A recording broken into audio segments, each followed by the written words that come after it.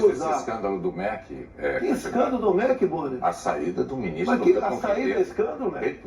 Não é escandaloso, candidato. Um ministro destinar dinheiro da educação para 2 pastores, dizendo que o presidente da República indicou um deles. Cadê o duto Cadê o duto do dinheiro vazando ali? Cadê o dinheiro? Candidato, cadê o dinheiro aparecer? Você não sabe? E está me acusando? Não está acusando o Milton por isso? O senhor tem todo o direito de achar que não foi um escândalo. Nós vamos adiante. Depois do... Eu estudo bastante antes de falar qualquer coisa, mas nem vou ler o que eu estou falando aqui, porque eu anotei quantos ministros na época de Lula foram demitidos e saíram e quais escândalos tiraram. Foram 9 ministros, né? Porque ele falou que foi um escândalo no Ministério da Educação. Mas, enfim, e não foi um escândalo. E da Dilma foi ainda mais. Nada foi provado. Exato. Escândalo do MEC... E não foi um escândalo. E da Dilma foi ainda mais. Nada foi provado. Exato. Foi uma falta de educação, foi uma empáfia e foi até uma falta de controle. Exato. Quando você estuda jornalismo, e hoje em dia nem é mais obrigatório uma pena, você tem que respeitar a pessoa que está dando entrevista e você tem que deixar ela falar. Eles não deixavam ele concluir uma frase. Ele começava a falar, parecia que ele estava ouvindo no ponto. Eu fiquei até assim na televisão para ver. Depois eu vi no final da entrevista que ele tirou o ponto. Parecia que alguém falava, corta ele! Porque não é possível. Ele não conseguia concluir. Uma falta de educação e uma falta do princípio básico de uma entrevista, que é ouvir quem está sendo entrevistado. Eu vi alguns memes falando que parecia que era o programa do Faustão. Ele pergunta e não deixa responder. E hoje o presidente Jair Bolsonaro postou na rede social dele muito interessante, falou assim, foi um bom pronunciamento do Bonner. Porque foi. Agora eu quero ver na entrevista do Lula. Quando eu vi a propaganda do Lula, a pré-propaganda, em março, me deu ânsia. Porque ali fica estampado para toda a população do Brasil que existem pesos e medidas, depende de quem está no jogo. Exatamente. Que o crime compensa. Que nem todo mundo cumpre pena pelo que fez de errado. Eu imagino os mais de 700 mil detentos que tem no Brasil atualmente vendo aquilo ali. Agora, recentemente, o CAD descobriu um cartel que existia na Petrobras que movimentou 70 bilhões de reais. Eita. Recursos desviados. Os escândalos não param de surgir. Todos os outros foram denunciados, cumpriram pena. O Lula cumpriu 580 dias e agora concorre à presidência da República. Palhaçada. Se isso fosse nos Estados Unidos, se isso fosse em qualquer... É uma vergonha. É uma vergonha. Pior é quem vota, né?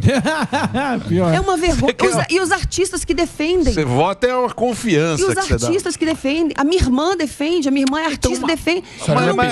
Mas deixa eu falar uma coisa, mas isso dá pra entender. Por causa do discurso. Porque você tem o seguinte...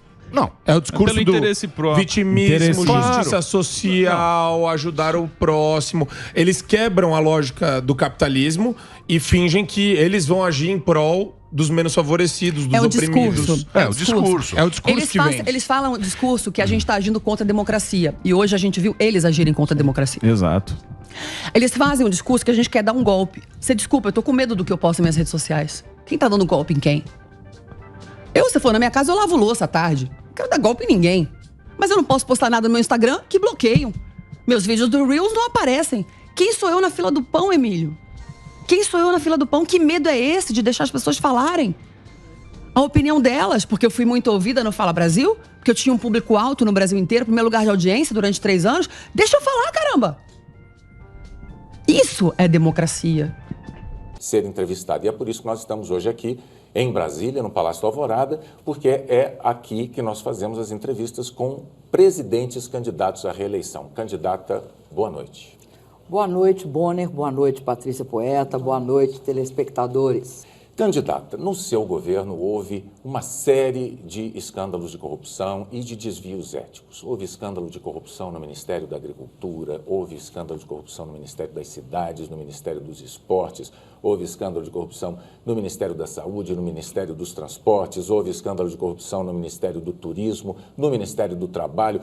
A Petrobras acabou se tornando objeto de 2 CPIs no Congresso. A senhora sempre diz que todos esses escândalos foram revelados pela Polícia Federal e estão sendo investigados pela Polícia Federal, que é um órgão do governo federal. A questão que eu lhe faço é a seguinte: qual é a dificuldade de, desde o início, se cercar de pessoas honestas que lhe permitam formar uma equipe de governo honesta e que evite esta situação que nós vimos de repetidos casos de corrupção.